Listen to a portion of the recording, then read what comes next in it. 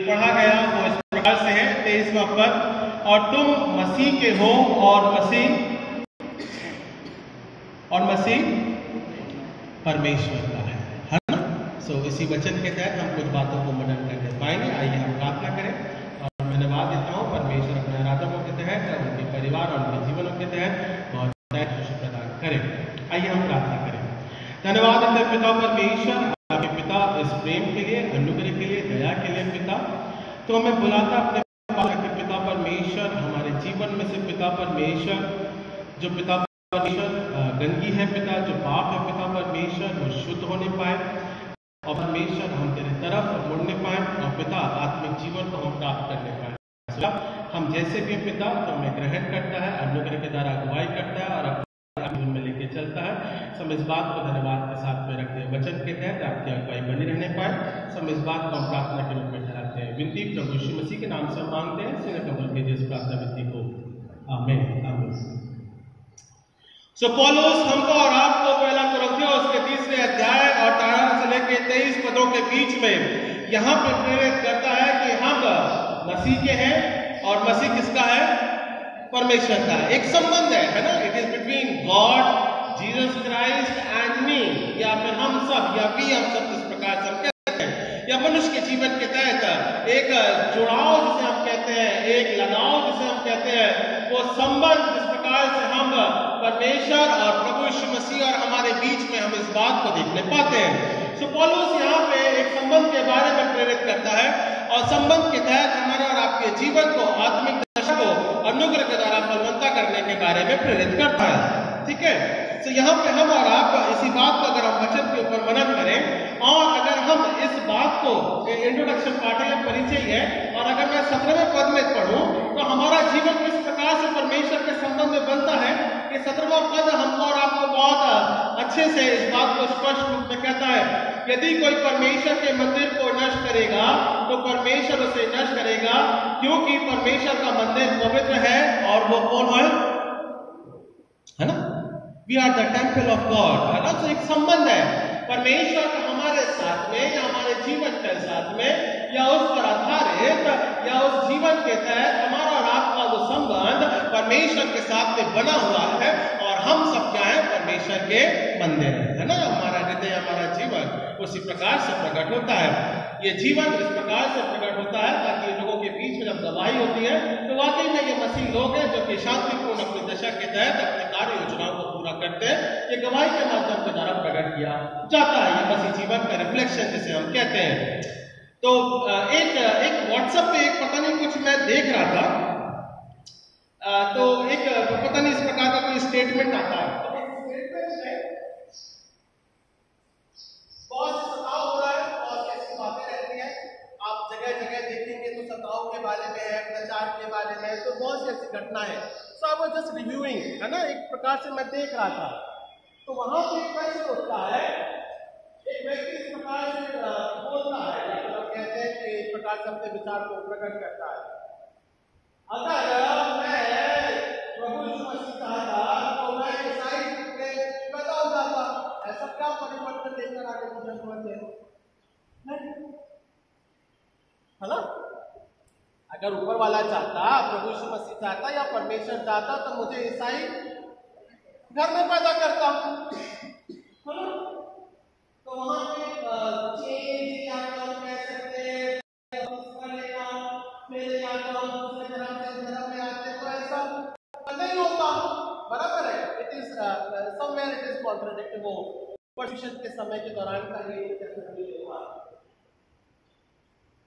पौलुस जब परिवर्तन हुआ तो किसी मसीह धर्म में पैदा, इज अ रोमन सेंचुरियन, है ना, और विचार बिल्कुल एकदम उल्टे, विपरीत, है ना।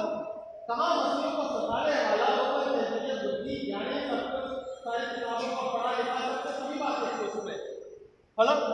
और विरोध किसका कर रहा है? मसीह का, मसीह लोगों का, है ना, सता रहा था।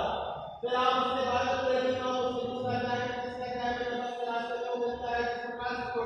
वो ऐसे परिवर्तन की बात है ना। 9वें अध्याय के अनुसार जब प्रभु यीशु मसीह उसे मिलता है, दर्शन देता है तो उसका जीवन परिवर्तन होता है। कहने का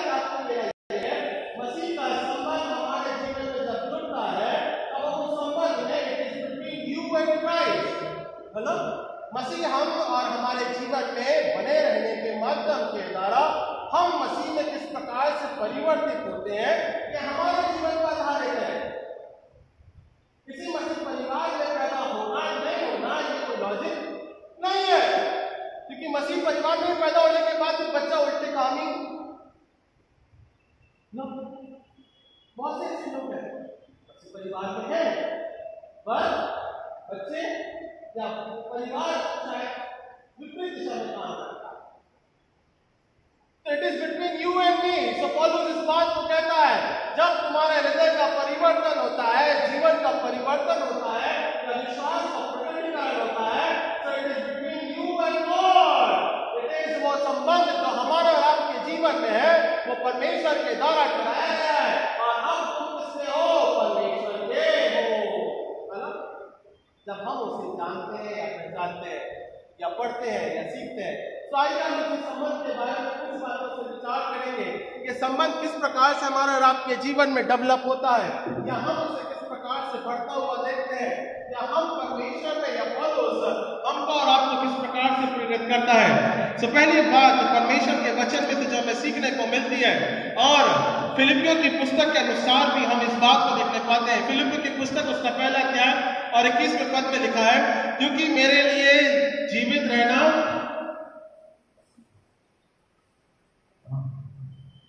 चाहे मैं मर जाऊं चाहे जीवित रहूं, सब जो भी है वो सब मसीह में है ना। Whatever I do वो सब मसीह में है ना। इसी प्रकार का है। तो क्या मतलब है? पौलुस अपने जीवन पे इस बात को आधारित करता है, जब प्रभु यीशु मसीह को दर्शन मिलता है, जब प्रभु यीशु मसीह के दर्शन के तहत जब अपने जीवन को कार्य को देखता है, जब उसका प्रकटीकरण होता है, now it is between he and Jesus Christ, है ना। केवल वो उसके संबंध में आगे बढ़ने की कोशिश करता है, और अपने मरने तक वो अपने विश्वास को प्रभु यीशु मसीह में प्रकट करता है। सो ये संबंध इस प्रकार से हमारा और आपके जीवन में होना चाहिए। सो इसी संबंध को बनाने के लिए या बढ़ने के लिए परमेश्वर का वचन पहली बात क्या प्रेरित करता है? We are purchased by God. हम सब मसीह में मोल लिए गए हैं। ये संबंध है जो कि हमारे और आपके जीवन में एक प्रकटीकरण होता है, आत्मिक जीवन का बदलाव जिस प्रकार से होता है। We are been purchased by God. और इस बात को समझने के लिए मेरे सामने निकाल लीजिए प्रेरितों के काम उसका 20वां अध्याय और 27 से 29 पदों के बीच में हम इस बात को देखेंगे। प्रेरितों के काम the book of Acts chapter 20 verse 27 to 29 को पढ़ दीजिए मेरे लिए, जोर से पढ़ दीजिए। क्योंकि मैं परमेश्वर के सारे अभिप्राय को तुम्हें पूरी रीति से बताने से ना झिझका इसलिए अपनी और पूरे झुंड की चौकसी करो, और अपने पूरे झुंड की चौकसी करो, मतलब मसीह कलीसिया अपने जीवन के तहत या फिर वचन और वचन की सेवकाई के तहत चौकसी करे, जिसमें पवित्र आत्मा ने तुम्हें अध्यक्ष ठहराया है। हाँ, कि तुम परमेश्वर की कलीसिया की रखवाली करो, हाँ, जिसे उसने अपने लहू से मोल लिया है। हाँ, we are been purchased by God. और वो जो परचेज का दाम है वो प्रभु यीशु मसीह का लहू है, जिसके द्वारा हम खरीदे गए हैं या मोल लिए गए हैं, है ना। सो वो जो हमारा और आपके जीवन का परिवर्तन हुआ है, वो किसी साधारण पैसे या किसी वस्तु से नहीं हुआ, बल्कि पूर्ण रूप से प्रभु यीशु मसीह के लहू बहाने के माध्यम के द्वारा हम सब खरीदे या हमारे लिए माफी ठहराई गई है, या हमारा और आपके जीवन के संबंध में परमेश्वर ने प्रभु यीशु मसीह के लहू बहाने के माध्यम के द्वारा हमारे जीवन को खरीदा है या बदला है, जिसे हम कहते हैं। और इसके बाद में क्या लिखा है? मैं जानता हूँ कि मेरे जाने के बाद आने वाले भेड़िए तुम में आएंगे। हाँ, परमेश्वर का वचन क्या बोलता है? बहुत से ऐसे परसिक्यूशन का समय, सताव का समय, विरोधाभास का समय का परिवर्तन इस प्रकार से आता रहेगा, पर तुम्हें क्या करना है? आगे पढ़िए। जो झूठ को न छोड़ेंगे, तुम्हारे ही बीच में से भी ऐसे मनुष्य उठेंगे जो चेलों को अपने पीछे खींच लेने को टेढ़ी मेढ़ी बातें कहेंगे, है ना। तो हमको और आपको थैंक यू सिस्टर। तो बहुत सी ऐसी बातें होंगी जो कि हमारे जीवन का, हमारे आत्मिक जीवन के परिवर्तन के बारे में कराया जाएगा, विरोधाभास होगा, उंगली उठाई जाएगी, पर हम इन सबों के तहत आज के समय, वर्तमान समय के बारे में बात कर रहा हूं। और यह समय आज हम हमारे जीवन में देखते हैं। सो परमेश्वर का वचन क्या बोलता है, पौलुस क्या बोलता है, अपने विश्वास और पवित्र आत्मा में अपने जीवन को दृढ़ बनाए रखना बहुत जरूरी है। और ये संबंध अपने जीवन में, जो संबंध की हम बात करते हैं, ये संबंध इस प्रकार से होता है जहां पे हम और आप मसीह की संगति में एक साथ विलय होते हैं, एक साथ अपने जीवन को निरंतर ठहराते हैं और उसके साथ बने रहने की कोशिश करते हैं, है ना, बने रहने की कोशिश। अच्छा, मैं बताता हूं कैसे बने रहने की कोशिश करते हैं। दीपिका है ना, दीपिका मेरी धर्म से एक पत्नी है, ठीक है। पहले तो अपना विचार करना होगा, हाँ, ज्यादा खाना नहीं, इधर जाना नहीं, इधर बैठना नहीं। That is the wife rule. Now you can not overcome that wife rule. Now तो द भाई, पत्नी का संबंध इतना गहरा रहता है कि आप उसके बातों या शब्दों को काटते नहीं सकते भैया। फिर ना, बिकॉज ऑफ दैट लव, है ना, वो प्रेम के माध्यम के द्वारा, कहने का तात्पर्य है ना, एक संसारिक प्रेम हमको और आपको इस प्रकार से जुड़े रहता है कि भले थोड़ा गुस्सा है, प्रेम है, जिस प्रकार की भावनाएं हैं, हम उसका सम्मान करते हैं, वी रिस्पेक्ट विद दैट, है ना। सो मसीह का संबंध भी हमारे और आपके जीवन में इसी बात को ठहरा के कहता है कि हमें इन बातों को रिस्पेक्ट करना है, उसके संबंध में बने रहना है, चाहे समय कितना भी विपरीत क्यों ना रहे, दशा कितनी भी विपरीत क्यों ना रहे। हमको और आपको मसीह में बने रहने के लिए इस बात को, हमको और आपको मसीह का वचन इस बात को ठहराता है कि we are been purchased by the blood of Jesus Christ. तो हमें आपको इस संबंध में बने रहने के लिए प्रेरित करता है कि मसीह अनुग्रह के द्वारा हमारा और आपके जीवन में सामर्थ्य द्वारा कार्य करने पाए। दूसरी बात जो कि परमेश्वर का वचन हमको और आपको प्रेरित करता है उसके संबंध में बने रहने के लिए, we have been possessed by God, है ना, हम सब परमेश्वर के अधीनता में रहते हैं, तब हम उसके संबंध में बढ़ते हैं। तो पौलुस यहाँ पे पहला कुरिन्थियों उसके 13वें अध्याय और 3रे अध्याय और उसके पदों के बीच में हम इस बात को देखने पाएंगे। 17वें पद 18वें पद में अगर इस प्रकार से लिखा है, कोई अपने आप को धोखा ना दे, यदि तुम में से कोई इस संसार में अपने आप को ज्ञानी समझे तो मूर्ख बने कि ज्ञानी हो जाए, क्योंकि इस संसार का ज्ञान परमेश्वर के निकट मूर्खता है। जैसा लिखा है, वह ज्ञानी को उसकी चतुराई से फंसा देगा, और फिर प्रभु ज्ञानियों के विचारों को जानता है कि वह व्यर्थ है। बराबर है, हम सब जो भी योजना बनाते हैं वो समय के अनुसार, जीवन के अनुसार, कार्यों के अनुसार कभी कभार विफल हो जाती है। मनुष्य के विचार कभी कभार यू कैनॉट एक्सपेक्ट, हमको फ्यूचर देखने का नजरिया नहीं है कि आगे क्या होने वाला है ना। हम संसार में इन बातों को जोड़ते हैं, करते हैं, योजना बनाते हैं, बहुत सी ऐसी बातें रहती हैं। आपके फैमिली की दशा में हो, आपके कार्य की दशा में हो, योजनाओं की दशा में हो, we use to think with the future thinking, पर क्या होने वाला है वो हम जानते हैं, शायद उसके विपरीत भी हो जाता है ना। तो कहने का मतलब है, जो भी हम सोचते विचार करते हैं संसारिक जीवन की उपलब्धि के रूप में, वो सब व्यर्थ है ना। अब सुलेमान बादशाह क्या बोलता है, सब सारा ज्ञान प्राप्त करने के बाद में, राजा का सुख प्राप्त करने के बाद में, जीवन का एक प्रकार का कार्य करने के बाद में क्या लिखता है, सब, है ना। सो परमेश्वर के आगे हर एक चीजें व्यर्थ है। केवल एक ही चीज हमारे और आपके जीवन में, या हमारे आज के जीवन के साथ में और स्वर्गीय राज्य के जीवन के साथ में, केवल एक ही चीज जाएगी, या रिलेशनशिप विद द लॉर्ड। केवल एक ही चीज जाने वाला है, हमारा आपका और मसीह का संबंध किस प्रकार का है, केवल वही स्वर्ग में, बाकी सब व्यर्थ है ना। तो यहाँ पे हम इस बात को देखेंगे भी, हम परमेश्वर के अधीन है, बाकी सब व्यर्थ है, इस बात को हम यहाँ पे समझने पाएंगे। यूहन्ना की पुस्तक द गॉस्पेल जॉन, यूहन्ना की पुस्तक उसका 17वां अध्याय 9 से लेके 19 पदों के बीच में हम इस बात को देखते हैं। यूहन्ना की पुस्तक उसका 17वां अध्याय, हम परमेश्वर के अधीन है, इसीलिए हम परमेश्वर के संबंध में अपने जीवन को बना के रखने पाए। यूहन्ना की पुस्तक उसका 17वां अध्याय और 9 से लेके 19 पदों के बीच में हम इस बात को देखते हैं। ओके, पढ़ दीजिए कोई मेरे लिए। 17वां अध्याय 9 से लेके 19 पदों के बीच हम इस बात को समझेंगे यहाँ पे। हाँ हाँ हाँ, क्योंकि वे तेरे, बराबर है, परमेश्वर का वचन बहुत साफ तौर से लिखा है। मैं फिर से पढ़ देता हूँ। मैं उनके लिए विनती करता हूँ, संसार के लिए विनती नहीं करता, परंतु उनके जिन्होंने तूने मुझे दिया है, क्योंकि वे, मैं संसार और संसार की वस्तुओं के लिए प्रार्थना नहीं कर रहा हूं। मैं संसार में जो भेजे गए हैं, वो जो तेरे हैं, वो जो लोग तूने बनाए हैं, मैं उसके लिए विनती करता हूं, है ना। वहां पे वो परमेश्वर की ऐसे नहीं विनती करता, प्रभु परमेश्वर आज भूकंप नहीं आने देना, आज लावा नहीं फटने देना, आज नदी में बाढ़ आने नहीं देना, ऐसी प्रार्थना करता क्या प्रभु यीशु मसीह? He prayed like that? नहीं, उसने कभी ऐसी प्रार्थना नहीं करी। He has focused on the people of the Lord. वो अपने लोगों के लिए जो परमेश्वर के माध्यम के द्वारा रचे गए हैं, उसी के लिए वो विनती करता है। बाकी बनाने वाला तो परमेश्वर है। He will take care of everything.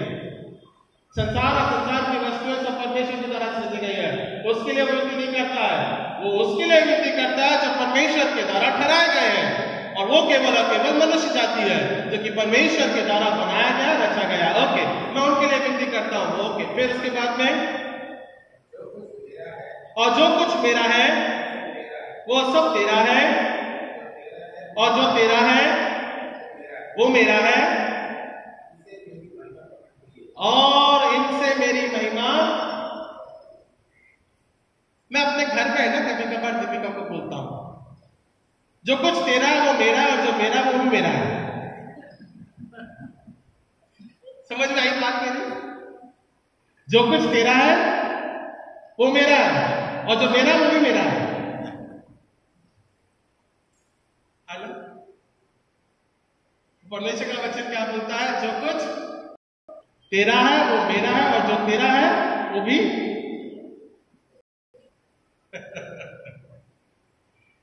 So he prayed like that.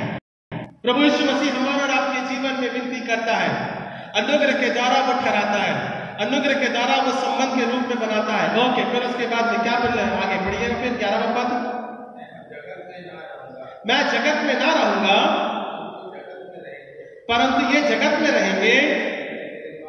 मैं तेरे पास आता हूं, हे पवित्र पिता, मुझे दिया है, उनकी रक्षा कर, एक हो जाए। केवल मैंने बोला ना, संबंध जाएगा साथ में। तो परमेश्वर प्रभु यीशु मसीह क्या विनती कर रहा है? मैं तुझसे ये विनती करता हूं कि परमेश्वर में हम सब क्या हो जाएं? एक हो जाए। Be unite in the Lord. और जब हम उसके साथ एक साथ बने रहेंगे, तभी हम उसके राज्य में प्रवेश करने पाएंगे। सो मसीह का संबंध हमको इसी बात को प्रेरित करता है, we need to be unite in the Lord, क्योंकि हम सब उसके द्वारा अधीन ठहराए गए हैं। जो कुछ परमेश्वर का है वो सब कुछ प्रभु यीशु मसीह के माध्यम के द्वारा समय अनुसार हमारे जीवन के लिए ठहराया गया है, और वो उसी के अधिकार में है, और हम उसकी अधीनता में बने हुए हैं, है ना। हम सब उसके अधीन हैं, और हम उसके अधीनता में अपने जीवन को बनाए रखते हैं। और उसके अधीनता में हमें हमारे जीवन को बनाए रखने के लिए परमेश्वर प्रेरित करता है कि उसके संबंध में बने रहो, ताकि एक हो जाए, या एक में, या एकता में, वन यूनिटी में हम जोड़े जा सके। अंतिम बात पढ़ दीजिए, 12वां पद, 12वां पद पढ़ दीजिए। हाँ, जब मैं उनके साथ था,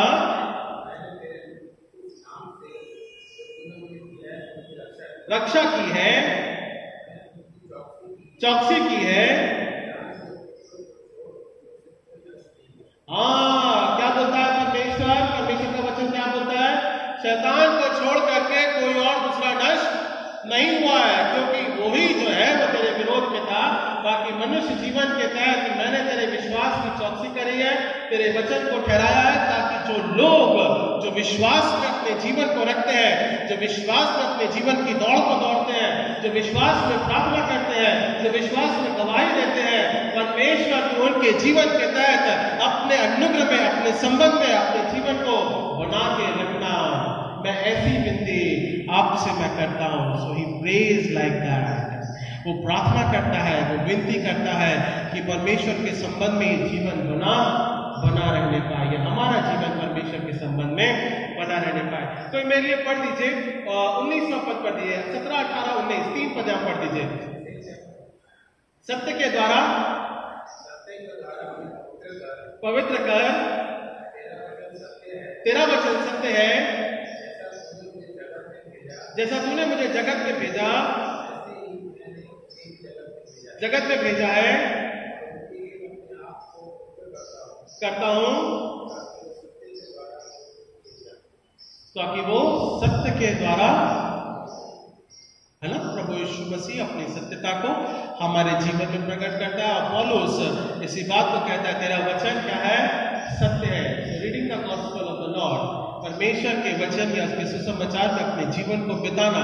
पौलुस मसीह कलीसिया में, पहला कुरिन्थियों उसके 3 अध्याय में और अपने लोगों के मध्य में इसी बात को विश्वास के रूप में प्रकट करता है कि तुम्हारा संबंध जो है, जो हमारे जीवन के रूप में है, वो केवल हमारा परमेश्वर है, प्रभु यीशु मसीह है और मैं हूं, यहाँ मैं। इस प्रकार के संबंध जब हम बढ़ते हैं तो ये सत्य का वचन है जो कि हमारा और आपके जीवन को जोड़ता है।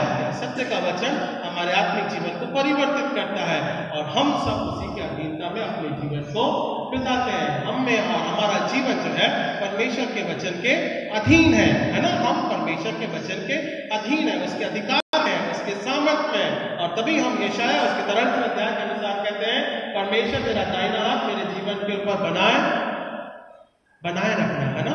अपना दाहिना हाथ हमारे जीवन पे बनाए रखना ताकि हम उसके अधीनता में उन आशीषों को हम प्राप्त करने पाए। So we are been possessed by God, हम सब परमेश्वर के अधीनता में अपने जीवन को बिताते हैं।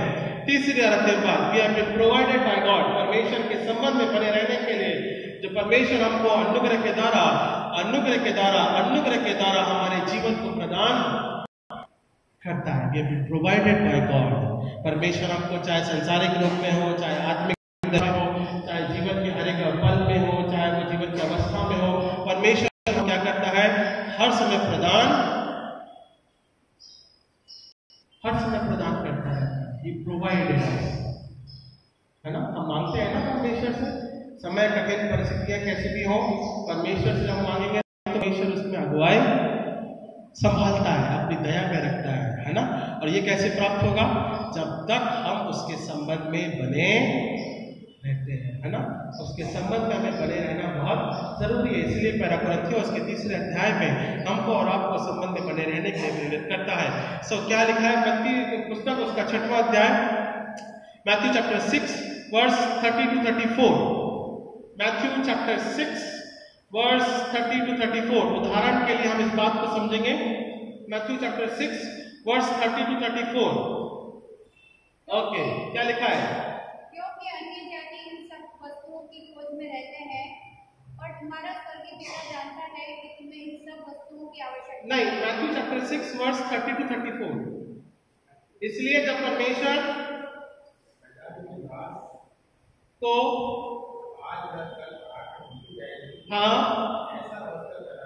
ऐसा वस्त्र पहनाता है, हे अल्पविश्वासियों, परमेश्वर के संबंध में अगर हम बने रहेंगे तो परमेश्वर हमको भी क्या पहनाएगा? जूता पहनाएगा, कपड़ा पहनाएगा, सोना पहनाएगा। क्या पहनाएगा? हमको क्या पहनाएगा? प्रकाशित वाक्य क्या बोलता है? श्वेत वस्त्र, मतलब हमारे जीवन को पाप में मुक्त करके अपने महिमा में वस्त्र को पहनाएगा, है ना। प्रकाशित वाक्य उसके पहले अध्याय में आप देखो, पढ़ना कभी, इस बात को सोचना, विचार करना कि परमेश्वर हमें क्या पहनाने वाला है ना। हम कैसे आए थे परमेश्वर में? संसार में कैसे आए थे? कैसे आते हैं हम? डॉक्टर साहब, हम कैसे पैदा होते हैं? कपड़े पहन के पैदा होते हैं? कैसे पैदा होते हैं? थिंक दैट, है ना। रिवर्स करके देखना फिर इस बात को। हम कैसे पैदा होते हैं? नंगे पैदा होते हैं, बराबर। परमेश्वर ने जिस भी प्रकार से रखा है, माँ के गर्भ से रचने से रूप में तमाम बातों के द्वारा, प्रोसीजर के माध्यम के द्वारा, डॉक्टर का प्रोसीजर, मेडिसिन के माध्यम के द्वारा हम सब नंगे पैदा।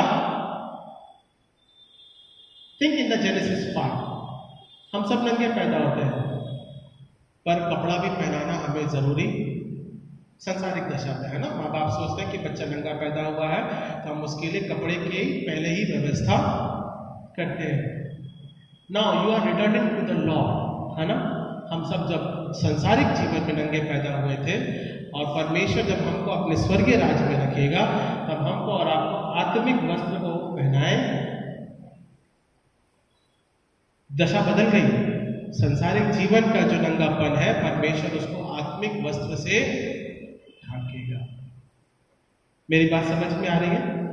मेरी बात समझ में आई? संसारिक जीवन में हम नंगे पैदा होते हैं, परमेश्वर उस नंगेपन को हमारे जीवन को मिटा करके खत्म करके हमारे तमाम जो पाप है उसको समाप्त करके आत्मिक वस्त्र पहनाएगा। That is the revelation chapter 1। पढ़िएगा जरूर से, बहुत गंभीरता से पढ़िए और अपने जीवन को रख के पढ़िएगा। हमारी दशा कैसी थी और परमेश्वर हमको तुम्हारा वस्त्र किस प्रकार से पहनाने वाला है,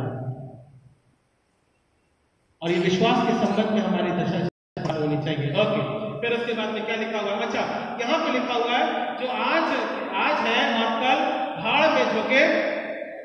भाड़ का मतलब नहीं, अच्छे से बोलो, बताओ, जोर से बताओ। हाँ बोलो दो भाई, जोर से आप बोलो, क्या बोल रहे थे? भाड़ का मतलब आग की भट्टी, और वो साधारण भट्टी नहीं है ना। हम किसी को बोलते हैं भाड़ में जाओ, मतलब साधारण भट्टी नहीं है। भड़पूंजे की दुकान देखी है? अभी पता नहीं देखी कि नहीं देखी है। बॉम्बे में शायद मेरे को दिखता नहीं है, समझ में नहीं आता है। मेरे गांव में घर पे मतलब हमारे छोटे छोटे स्थानों में भट्टी रहती है, भड़पूंजे की भट्टी रहती है।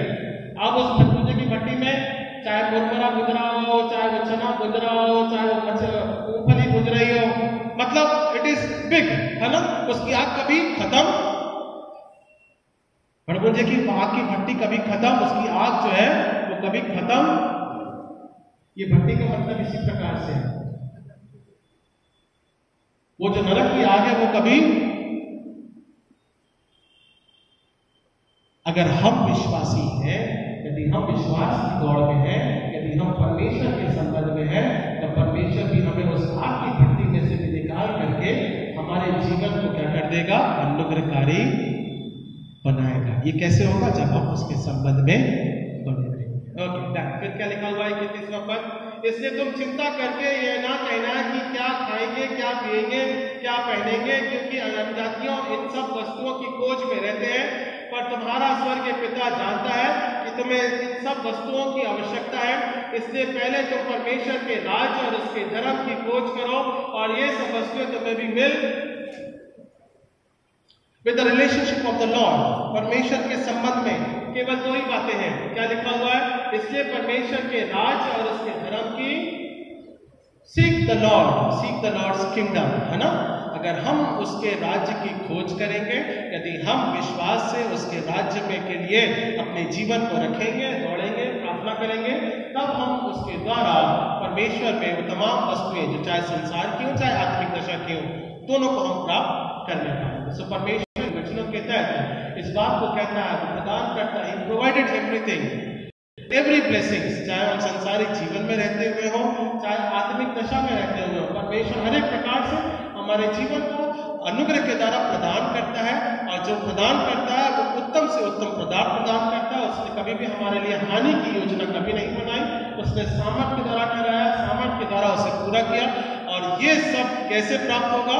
ये सब मसीह के संबंध के माध्यम के द्वारा हम प्राप्त करवाते हैं। ज्ञानियों का जीवन जिस भी प्रकार से वो सब व्यर्थ है, और पुस्तक के अनुसार 3 पद के अनुसार इसी बात को कहता है, सब व्यर्थ है। और पौलुस इस बात को कहता है, मसीह का संबंध तुम्हारे जीवन में ये गिना जाएगा और इसी संबंध में हमको और आपके जीवन को बने रहना जरूरी है। 3 बातें भी अभी बच्चे मोल लिए गए हैं, हम परमेश्वर के अधीन है, हमें प्रदान किया गया है, प्रोवाइडेड बाय गॉड। ये 3 बातें हम अपने जीवन से सीखने को मिलती है। और अंतिम बात वचन कह के फिर मैं समाप्त करूंगा। भजन संहिता उसका 91 अध्याय, साम्स 91 वर्स 12 to 15 सारांश के रूप में और हमारे आत्मिक जीवन की दिशा और दशा दोनों को बनाने के लिए परमेश्वर का वचन इस बात को यहाँ पे प्रेरित करता है। Psalms sorry Psalms 92 verses 12 to 15 क्या इस प्रकार से लिखा है? धर्मी लोग कैसे? साम्स 92 वर्स 12 मैं केवल एक ही पद पढ़ देता हूं। धर्मी लोग खजूर के समान फूले फलेंगे और लबनान के देवदार के समान बढ़ते रहेंगे। ये यहोवा के भवन के रोपे जाकर रुक जाइए अभी क्या लिखा हुआ है? ये यहोवा के भवन में रोपे जाकर मतलब एक हैं?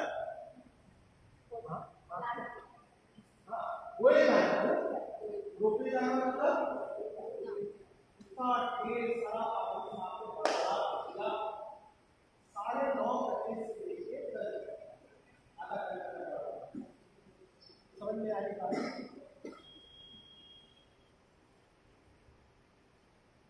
आपकी दशा समझ में आई बता देंगे। तीन बातों के ऊपर हमने विचार किया। चार मैं आज कर देता हूँ। क्या क्या बोला मैंने? तीन बातें क्या बोली? ऐसा आया है कि ऐसा है? ऐसा आया है कि ऐसा है? कैसा आया है? ऐसा आया है कैसा है?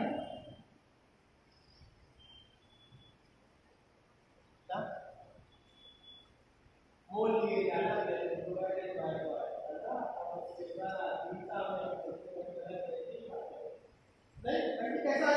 आया कि ऐसा आया? Okay done.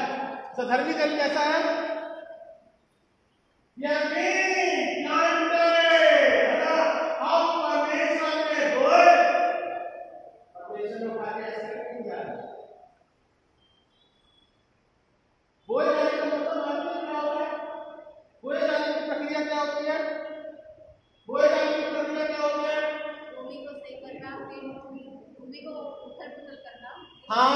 भूमि को उथल पुथल करना, फिर उसके बाद में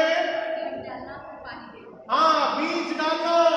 बीज डालने का मतलब ऐसे नहीं जाएगा, उसमें परिवर्तन होगा, उसमें जड़ आएगी, फिर उस बीज का विकास एक अंकुर के समान होगा, फिर अंकुर पत्तियां निकलेंगी, फिर उसमें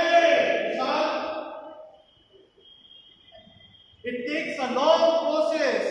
हमको और आपको परमेश्वर रोकता है ताकि वो समय के अनुसार उसको परिवर्तित कर सके, उसमें से ऐसे फल आने पाए। उसके लिए परमेश्वर हमको क्या करता है? रोकता है। तो धर्मी जन कैसा है? रोपा जाएगा। तब आपके जीवन में कठिनाइयां, परेशानियां, समय अनुसार पानी समस्या सब आएगा, और जब उसका सामना होगा तब उसके बाद में धार्मिकता का फल लगता है। बहुत साधारण बात होती है, बहुत साधारण तरीके से होती है, पर अगर हम इसे आत्मिक दिशा में सीखें और समझें कि केवल और केवल परमेश्वर के संबंध के अनुसार हम इस बात को देखने पाते हैं। पढ़ दीजिए संजय भाई, फिर से पढ़ दीजिए, जोर से पढ़ दीजिए। वे यहोवा के भवन में रोपे जाकर हमारे परमेश्वर के आंगनों में फूले फलेंगे। हमारे परमेश्वर के आंगनों में परमेश्वर बोलता है ना भैया क्या हुआ, मुझे भूख लगी, मैंने अंजीर के पेड़ को देखा और उसमें वही सांप हुआ। वो बेचारा कितनी मेहनत से बड़ा होगा, अंजीर का कितने सालों वर्षों के बाद में खड़ा हुआ होगा, और परमेश्वर ने एक मिनट में उसे क्या कर दिया? मिनट भी नहीं लगा, सेकंड नहीं लगा, जितना शब्द निकला वो सूख गया। ना ऐसे दृष्टांत है, दृष्टांत हमारे आत्मिक जीवन की दशा के लिए दृष्टांत है, हमारे संसारिक जीवन की दशा के लिए दृष्टांत है। जैसे बोला वैसे सूख गया, तो वैसा जीवन नहीं है। परमेश्वर चाहता है कि हमने आत्मा के फल या जीवन का फल लगने पाए, और परमेश्वर जब हमें रोकेगा अपने भवन में, तब हम क्या होंगे? फलवत्ता है ना, उसमें फलों की कमी। आगे क्या लिखा है? फिर 15 तक पढ़ दीजिए पूरा। वे पुराने होने पर भी फलते रहेंगे। पुराने होने पर भी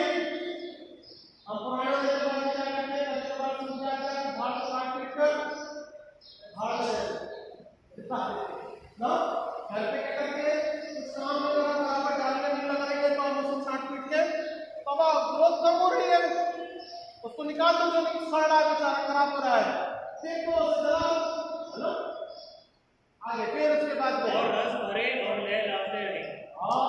रस भरे और लहराते आपका आत्मिक जीवन परमेश्वर के वचन के अनुसार एक पेड़ के समान रस भरा और लहराता दृढ़ रहेगा। परमेश्वर के भवन में हम क्या रहेंगे? दृढ़। कोई हिला